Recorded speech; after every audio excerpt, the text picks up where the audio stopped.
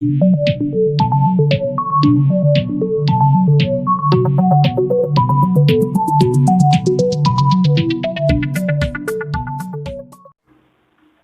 Students, concepts of physics में आपका स्वागत है।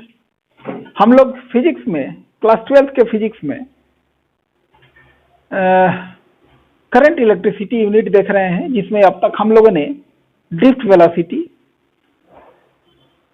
इलेक्ट्रिक करंट और इन दोनों में रिलेशन भी हम लोगों ने देखा। आज का हमारा टॉपिक है इलेक्ट्रॉन मोबिलिटी।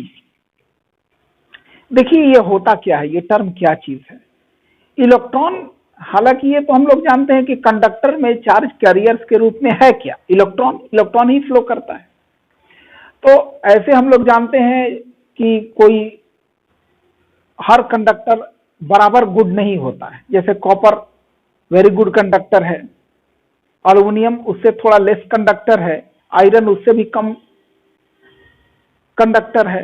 यानी ये किस आधार पे तय होता है, तो वो है इलेक्ट्रॉन मोबिलिटी। जो गुड कंडक्टर है उसमें इलेक्ट्रॉन की मोबिलिटी ज्यादा होती है। इसका मतलब यह है कि उस कंडक्टर में इलेक्ट्रॉन फ्लो करने के लिए ज्यादा फ्री है, ज्यादा इजीली एक जगह से दूसरे जगह मूव करता है। तो जिस कंडक्टर में इलेक्ट्रॉन जितना इजीली फ्लो करे, तो हम लोग समझेंगे कि उस कंडक्टर में इलेक्ट्रॉन मोबिलिटी उतना ही ज्यादा है। इसका मतलब क्या कि कॉपर में इलेक्ट्रॉन की मोबिलिटी अधिक होगी, एल्युमिनियम में उससे कम होगी, आयरन में सबसे कम होगी, और इंसुलेटर्स में तो इलेक्ट्रॉन मोबिलिटी होगी ही नहीं, जीरो होगी।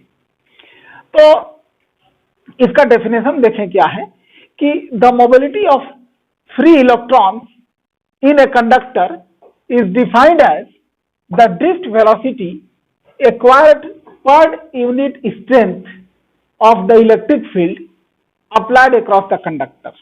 कहने का मतलब कोई कंडक्टर है, किसी कंडक्टर के अक्रॉस इलेक्ट्रिक फील्ड हम लोग अप्लाई कर दिए। इलेक्ट्रिक फील्ड अप्लाई कैसे करते हैं? इस कंडक्टर के अक्रॉस किसी पोटेंशियल डिफरेंस को जोड़ करके। तो इलेक्ट्रिक फील्ड का डायरेक्शन हो गया पॉजिटिव से नेगेटिव की ओर। इलेक्ट्रिक फील्ड अप्लाई करते हैं तो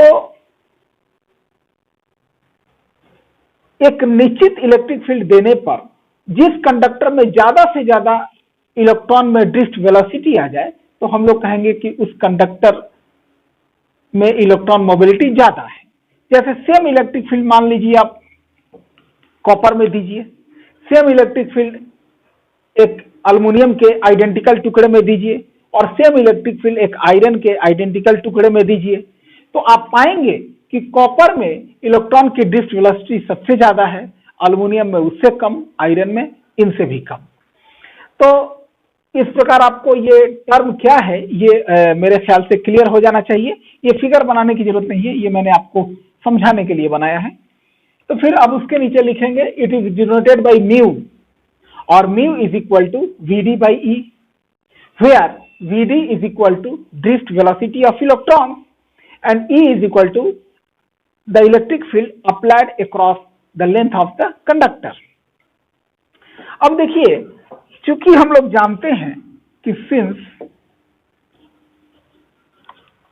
drift velocity Vd is equal to, ये हम लोगों ने पढ़ा है, E upon M into tau.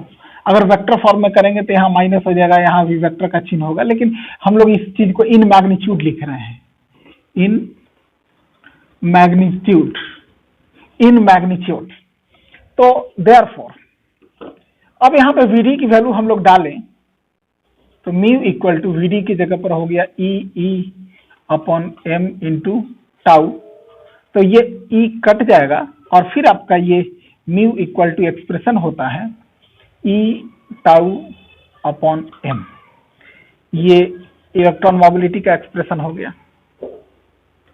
तो अब देखेंगे हम लोग इसका ऐसा यूनिट क्या होना चाहिए। तो ऐसा यूनिट हम लोग यहां से भी बना सकते हैं कि वेलोसिटी का यूनिट होता है मीटर पर सेकेंड, और इलेक्ट्रिक फील्ड का यूनिट होता है न्यूटन पर कूलम। उससे हम लोग इसको बना सकते हैं न्यूटन पर कूलम। तो इसको सॉल्व करके फाइनली हम लोग एक इलेक्ट्रिक फील्ड का वैल्यू लिखेंगे, वो आप देखें। या फिर हम इसको भी सॉल्व कर सकते हैं।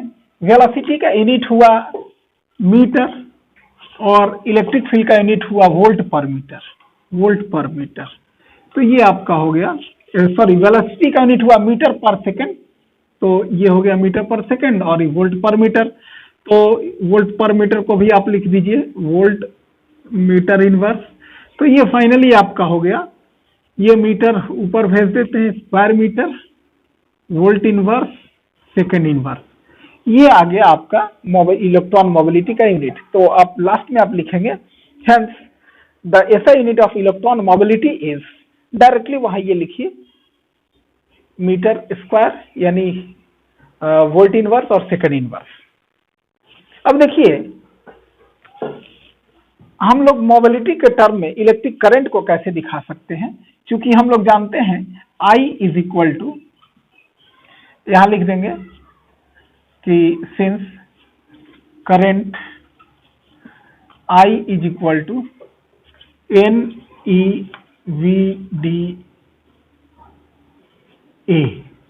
वेयर, यहां हर चीज को बता देना होगा। N है नंबर डेंसिटी ऑफ इलेक्ट्रॉन और A is the cross sectional area of the conductor. फिर उसके बाद NE और VD की वैल्यू आप यहां से ले लीजिए, VD is equal to mu into E, mu into E into A। तो ये आपका आ गया NE म्यू E A, ये इलेक्ट्रिक करंट का एक्सप्रेशन इलेक्ट्रॉन मोबिलिटी के टर्म में। अब हम लोग अगले टॉपिक पर आते हैं। अब देखिए अगला टॉपिक है हमारा करंट डेंसिटी। इसको समझे पहले। जैसे मान लीजिए ये कोई कंडक्टर है, इस कंडक्टर में इलेक्ट्रिक करंट फ्लो कर रहा है।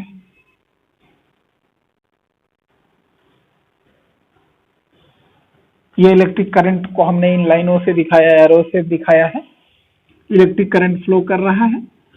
और मान लीजिए कि आगे जाने के बाद ये कंडक्टर का थिकनेस कम हो जाता है। अब कंडक्टर का थिकनेस, यहां कंडक्टर थिक है, आगे जाके इसका थिकनेस कम हो जाता है।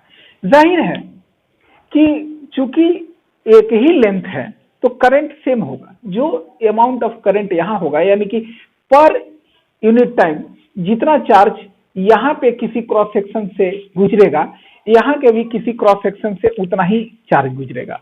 फर्क क्या पड़ेगा कि जहां कंडक्टर थिक है वहां पर इलेक्ट्रॉन की डिस्क वेलोसिटी कम होगी, और जहां इलेक्ट्रॉन थीन हो गया है वहां पे इलेक्ट्रॉन की डिस्क वेलोसिटी बढ़ जाएगी। ठीक इसी प्रकार जैसे कि आप पानी का पाइप हो, अगर पाइप को कहीं पतला कर देते हैं तो वहां पानी तेजी से गुजरने लगता है।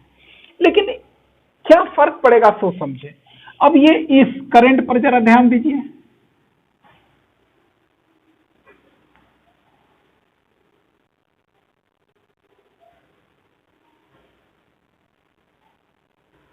यहां जो हमने करंट के लाइंस बनाए हैं, यहां देखिए दूर दूर हैं, और जहां पतला हो गया है वहां करीब करीब हो गए। इसका मतलब है कि पर यूनिट एरिया जो करंट फ्लो कर रहा है इस क्रॉस सेक्शन से, करंट डेंसिटी क्या है, तो करंट डेंसिटी है, करंट डेंसिटी को डिनोट करते हैं J से, यानी the amount of current flowing per unit area. यानी ये I करंट अभी इतना एरिया से फ्लो कर रहा है। मान लीजिए यहाँ पे एरिया A1 है, यहाँ पे एरिया A2 है, तो यहाँ करंट डेंसिटी हो गया I बाई A1, और यहाँ पर करंट डेंसिटी निकालेंगे तो ये हो जाएगा, करंट तो चूंकि लेंथ एक है तो करंट तो वही होगा, और यहाँ एरिया A2 है। यानी आप यहाँ क्या देख रहे हैं कि जहाँ कंडक्टर का थिकनेस कम हो गया है, यानी क्रॉस सेक्शन एरिया घट गया, डिनोमिनेटर की वैल्यू घट गई तो डेंसिटी बढ़ गई। यानी एक ही कंडक्टर के लेंथ में जहां कंडक्टर थिक है वहां करंट डेंसिटी की वैल्यू कम है, और जहां कंडक्टर थिन हो गया वहां करंट डेंसिटी की वैल्यू बढ़ गई। यानी amount of current flowing per unit area. ये चीज है आपका करंट डेंसिटी। अब मैं इसको, ये तो समझाने का ढंग था, आपको मैं इसको लिखवा देता हूं। अब देखिए लिखना कैसे शुरू करेंगे कि the current flowing through a conductor can be defined in terms of a vector quantity J vector called current density. वैसे तो हमने आपको पहले ही बता दिया है, current density J is equal to current per unit area. फिर उसके बाद लिखेंगे if E vector is the electric field in the conductor then the current density is defined as a vector. तो J vector is equal to J का magnitude और E vector by E, ये E electric field है। यहां ध्यान देना है, E vector by E के मैग्नीट्यूड से डिफाइन करने पर इलेक्ट्रिक फील्ड के डायरेक्शन में यूनिट वेक्टर बचता है। यानी कि जो करंट डेंसिटी जो वेक्टर है, इस वेक्टर का डायरेक्शन इलेक्ट्रिक फील्ड के डायरेक्शन की ओर ही होता है। यानी कि जैसे ये कंडक्टर हो गया, इस कंडक्टर के अक्रॉस इलेक्ट्रिक फील्ड हमने अप्लाई कर दिया है, इलेक्ट्रिक फील्ड का डायरेक्शन इस तरफ है, तो करंट डेंसिटी का भी, J का भी डायरेक्शन इसी तरफ हमें बताना होगा।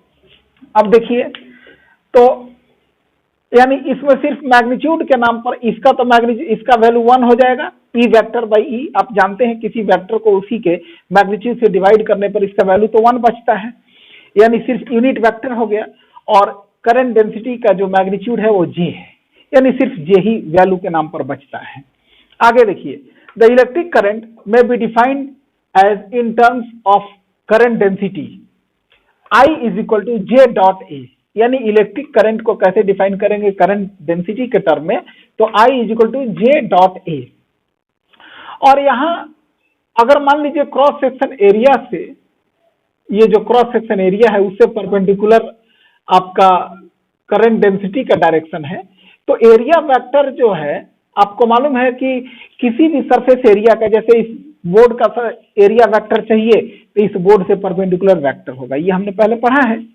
तो उसी प्रकार इस क्रॉस सेक्शन एरिया का एरिया वेक्टर चाहिए तो इस क्रॉस सेक्शन एरिया से परपेंडिकुलर वेक्टर होगा।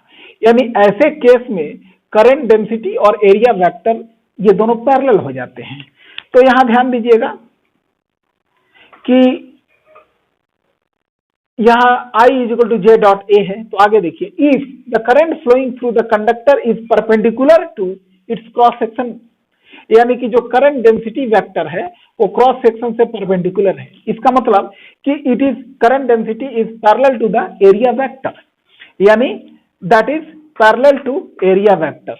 Then I is equal to जो J डॉट A हमारा वैल्यू है, तो J डॉट A cos 0 हो जाएगा, क्योंकि करंट डेंसिटी वेक्टर और एरिया वेक्टर जो है वो दोनों पैरेलल हैं। तो cos 0 हो गया, J dot A is equal to JA cos 0। cos 0 का वैल्यू 1 हो गया, तो I is equal to J into A बचा। तो इस प्रकार हमारा वो रिलेशन आ जाता है, J is equal to I divided by A, यानी करंट पर यूनिट एरिया। ये करंट डेंसिटी हो गया। उसके बाद एक छोटा सा चीज और लिख लेंगे। हम लोग जानते हैं कि since I is equal to N E V D A, अब यहां साइड में बता देंगे where Vd is equal to drift velocity और N is equal to number density of electron. Number density of electron मतलब कि number of electron per unit volume in the conductor. तो अब यहां पर देयरफॉर I यहां लिखिए and Vd is equal to, Vd के बारे में बता देंगे ड्रिफ्ट वेलोसिटी, और इसका वैल्यू भी लिख दीजिए। ड्रिफ्ट वेलोसिटी कितना होता है, E upon m into tau. तो therefore I is equal to आपका फाइनल एक्सप्रेशन आता है N E, और Vd की वैल्यू बैठाएंगे E upon m into tau. तो ये फाइनल एक्सप्रेशन आपका I इज इक्वल टू आ जाता है N E square E tau upon m। ये हो गया आपका current density in terms of average relaxation time. ये आपने पहले पढ़ा है, आपको याद है, नोट कर लें इसको। और थोड़ा सा देखिए बॉक्स में इसको ना बंद करके, अगर आप इसको बंद करेंगे एक स्टेप और, इस स्टेप के बाद एक स्टेप और चल दीजिए।